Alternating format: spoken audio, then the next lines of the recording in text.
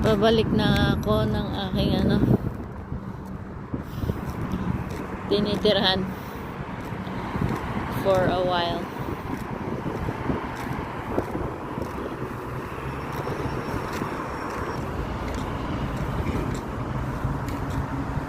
Uy, ang ganda ng ibon.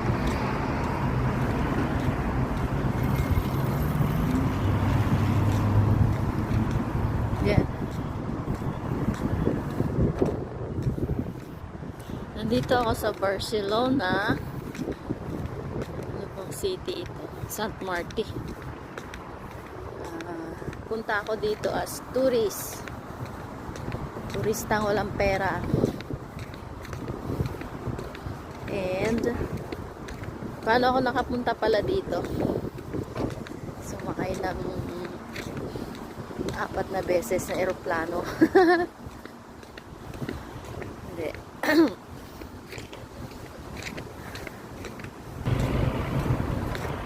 Yan, isang empleyado sa Pilipinas nag-apply as tourist dito sa Spain.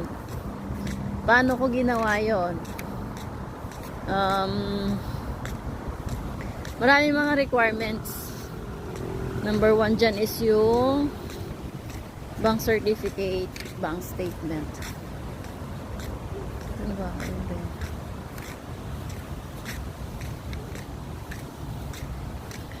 Tapos COE ng company. Tapos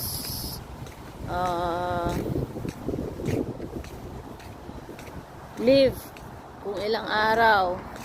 Ang kinuha ko lang leave ay 6 days leave. Ito mga requirements. Credit card,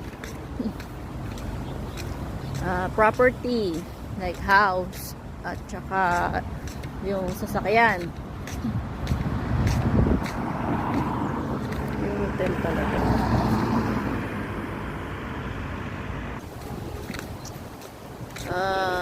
Payslip ng company.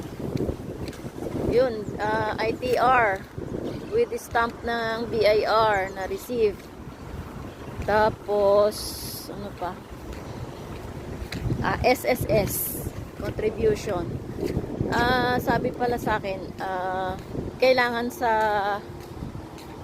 company ay at least more than 3 years ka na nag-work para yung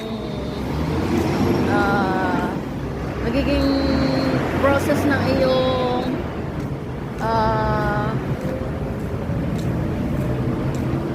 visa ay okay. Pero yun naman ang required daw talaga.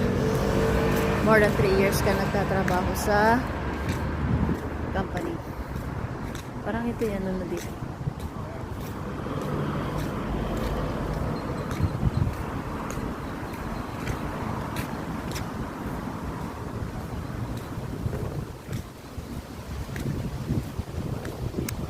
Ito yung mga police system and software engineering. Ito yung parang abandonado na to, walang mga sasakyan.